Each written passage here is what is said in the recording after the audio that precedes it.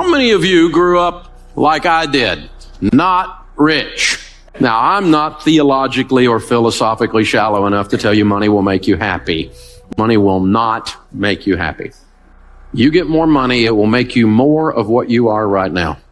If you are miserable and you get money, you will be lots of miserable. If you're a jerk and you get money, big jerk. And it'll mess with your family too. So money is not going to solve your problems. It's going to make them bigger. It's also going to make your opportunities bigger. If you're a generous person, your generosity will go into overdrive. You'll be outrageously generous. And you get a lot of money, we'll call you a philanthropist. Cool word that means you give a lot of it away and you have a blast doing it. You found the most fun you'll ever have with money when you find that. So we live in a cause and effect world. What you plant, you will harvest. You will reap what you sow, right? So if you plant stupid, you will get a crop of desperate. I've done it. And if you plant corn, don't be looking for beans to come up. Don't be shocked by, because what you put into your life is what you're going to get out. So we found that there's 5 things that if you do these 5 things with money over a period of time, like 10 or 15 years, you will build a level of wealth 100% of the time. And now I said a level of wealth. I don't know what level because I can't predict car wrecks and cancer. I can't predict tragedy. And I don't know what your income will be. But if you're working and you do these 5 things, you will build a level of wealth 100% of the time. And this is not some prosperity thing, and it's not mystical or magical. When I cover these 5 things, they're all common sense. But common sense is so rare now, it's like having a superpower. So let's look at the 5. The first one is get on a budget. A written plan. You have to do a budget. On paper. On purpose. Before the month begins. Every month. If you worked for a company called You Incorporated and you manage money for You Incorporated, the way you manage money for you now, would you fire you? Don't answer that. We misbehave with money, and so we're disorganized. We don't have a plan. Nothing's written down. Decide. The interesting thing about each one of these principles is you can just decide today to do them. I had a guy working for me, and he was not doing his process right. I sat down, I said, this is what you need to do. And he goes, well, it's not the way I do it. And I said, change. And he said, well, I'm not like you. And I said, change. You can decide today to be good at this or leave. You can decide. You can decide to do a budget today. Get out a yellow pad or go free budget online, everydollar.com. You can decide today. I'm going to start managing money well today. Because you're going to keep getting what you've been getting if you keep doing what you've been doing. You know this, right? Sowing and reaping. And the second one is you need to get out of debt. Now, we know this one. You knew DaveRamsey was going to talk about getting out of debt because you know the Bible says the borrower is slave to the lender. It's real. Now, here's the deal. Think about this. Your most powerful wealth building tool is your income. Let me show you what slavery looks like. This week, they came out with new data that shows that the average car payment in America today, according to the National Auto Dealers Association, is $499. That's dangerously close to $500. You take $500 a month and invest it from age 30 to age 70 in a decent growth stock mutual fund, you'll have $5.6 million. That's what a car payment costs you. So who'd you make rich? General Motors, Ford, Lexus, I don't know, Toyota, who was it? You made somebody rich. It wasn't you. And you're driving along in something you can't afford, scratching your head and wondering why your kid's college fund isn't funded. Because we're giving it all to somebody else. And they have nicer furniture in their building, have you noticed? Something's going on here, guys. And some people in here got a student loan's been around so long you think it's a pet. You got MasterCard in your life. I mean, it's hard to be a slave if you don't have a master, so you might as well. We've discovered bondage and American distress. It just keeps going and going. And I've done it too, y'all. I'm not picking on anybody. I'm just saying, here's the deal. Think about this. What if you had no payments? Can't even get my head around that. Well, you're always going to have a car payment. I hear people say that. Little man can't get ahead. You're always going to have a car payment, so drive something nice. YOLO! Right? Which, by the way, is addressed in Proverbs. It says fool right after that. See, these are how we talk when we're losing. You can't get ahead. I sure hope we can elect a president who will fix my life. Not going to happen. Neither one of them got the goods, I'll just tell you. You're in charge of your life. It's the only one that's going to work. And that's what changes. So how do you get out of debt? Well, you have to decide to not borrow anymore. That's the first step, isn't it? We had plastic surgery at our house. Had a plastectomy. Decided we're not borrowing money anymore. MasterCard. Capital One. What's in your wallet? Money. You're weird, Dave. You're right. And I'm not broke anymore either.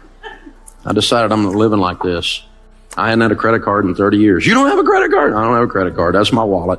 It's got green presidents' faces. And it's got 4 pieces of plastic in here, 2 debit cards, one on my business, one on my personal account, which will do everything your stupid credit card will do. I travel more than any 2 you put together. Shut up. It works, okay? Dave, you're not getting airline miles. Yeah, I've met a lot of millionaires, and none of them said, Dave, I made it all on my airline miles. I hadn't heard that one,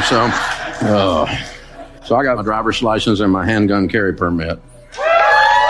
The third thing, once you're out of debt, then you need to be careful to foster high-quality relationships. What's that got to do with money? Everything. There's a huge correlation for those that build wealth and who they hang around with. Because you become who you hang around with. Have you noticed that? You don't let your kids hang around with little juvenile delinquents, right? If little Johnny down the street's a weed head, you don't let your kid run with little Johnny because you know you're going to have a weed head in your house, right? We know this. So they come home with that mouth on them, and you're going, where'd you learn that? I'll get you knocked in the next week in this house. Where'd you think you could get away with that? Take you out and make another one look just like you. It's because they're hanging out with little Johnny, right? You know what happens. We're the same way, y'all. We're the same way. You talk like the people you hang around with. You read the books they talk about. If you don't read and all your friends watch The Bachelor, well, here's a clue. Okay, here's what's going on. If this is all you know about is reality TV that's not a reality, probably we need to change our diet, read a book. And so Charlie Tremendous Jones said 5 years from today, you'll be the same person you are today, except for the books you read and the people you meet. Don't be deceived. Evil company corrupts good habits. And do you know this? The studies have shown that over a 10-year period of time that your income will become within 10 to 20% of the average of your 10 closest friends' income. Because you have the same habits they've got. You have the same diet into yourself that they've got. You'll have it. You can't stop yourself from doing it. You will become who you hang around with. And all the studies show that we have a tendency. Now, that's not to say I'm some kind of snob and I don't have any friends that aren't rich friends. Not that at all. I have lots of friends, but my closest hangs are people I want to be like. That's my closest ones. Now, I'll talk to anybody. But like when our daughters were growing up, they're grown and married to wonderful men now. But, they're in high school and they're wanting to go on a date. We didn't do missionary dating. You don't get to date little Johnny the weed head and lead him to Jesus. That's not going to work. Okay? We're not doing this. Little Johnny could go to camp and get saved again. We'll work on this, right? And so, You come up to our house, pick up one of our daughters and honk your horn, you better be delivering a pizza, all right? So, coming in, talking to the old man, I'll be cleaning my gun when you get home. You know the song, right? And so, this kind of thing. And I'm teaching them, Dad, all the boys in the youth group are scared of you. Good. Keeps away 2 things you don't want, baby doll. You don't want jerks and you don't want wusses. And if I can keep both those away, and then I can teach you how to keep them away, you can pick good. And guess what? They both picked good. They married studs, man. I got some son-in-law, unbelievable. Man, my sons-in-law are awesome. It wasn't an accident. You see what I'm saying, y'all? You need to make these choices very, very carefully. The 4th thing is you need to save and invest. In the house of the wise are stores of choice food and oil. Wise people save money. That's what this means. And so it was used in the marketplace, like we use green presidents' faces, as a medium of exchange. If you had a carafe of oil, you were ready to do business. It was a sign of wealth. There were 2 classes of people, poor people and rich people. Most of the people were poor people. This is the Mediterranean. We're talking they ate hummus and olives, no meat. A little bit of bread, maybe a fish if they got some meat. But that was it. Rich people ate what we eat every day. Spices, good meat, Charleston food scene. You know what I'm saying, right? Cooking it up right. That's fine food. Stores of choice food and oil. Choice food and oil are symbols of wealth. So let's read that again. In the house of the wise are stores of money. By the way, the rest of that one says, and a foolish man devours all he has. If you spend everything you make, the Bible just called you a fool again. I've been a fool. Call me a fool too. And I decided to change. Wise people save money. Why? Well, start with, we save for an emergency, right? Grandma said it. She said save for a rainy day. It's going to rain. You're going to have a car wreck. You're going to lose your job. Something's going to happen. You're going to need some money. Dave, you need to be positive. I'm positive. It's going to rain. Something's going to come up. This one I don't understand. Unexpected pregnancy. Say what? Okay. But people come up with all kinds of things that are emergencies, right? Something's going to happen. And then you need to save and invest so you retire with dignity. I'm going to spend everything I make and hope the government, which is well known for its ability to handle money, will take care of me. Dumb idea. I'm not even sure some of them have opposable thumbs up there. You know what I'm saying? It's just ridiculous. And we're counting on them in some whacked out kind of way to come be. They're not coming. There is no white horse. There is no Calvary. You're it. Okay? You are in charge of your destiny. And that's great news. And so, all worried about the election, and I'm not worried about the election. Because I made money under both parties. Turns out it wasn't up to them in either case. I've lost money under both parties. None of them sent me a check. They all just want money. They're extracting like a tick, extracting blood all the time. That's all they do. This is the deal. The last one is all about generosity. But this is all about cheerfulness. Generosity is not just a transfer of funds. Generosity is a spirit where you decide to be a generous person. Generous people are more attractive. They smile. They're not grouchy. It's not all about them. They're the ones that open the door. They're the ones when the grocery bag has the bottom drop out and your groceries are rolling all over the parking lot. They're the ones out there helping you pick it up. These are the people that when they go out to eat, they leave a tip, you cheap and ridiculous. Well, I'm not one. I leave big tips because it's a form of generosity. Well, they didn't give me good service. Oh, shut up. They're carrying a tray that weighs more than you. Figure it out. They parked your car in the rain and in the heat. Shut up. Give them some money. They park your $130,000 car and you give them $3. What are you, a nut? That's Ferris Bueller parking the car there. You take care of that, man. I give them a $20 bill. My car's still sitting there when I come out. It's amazing. Besides that guy's working his way through college or something right then. And if he says better than I deserve, that's his code for I'm getting out of debt. If they say that, you got to give them a double tip. So I give them 40.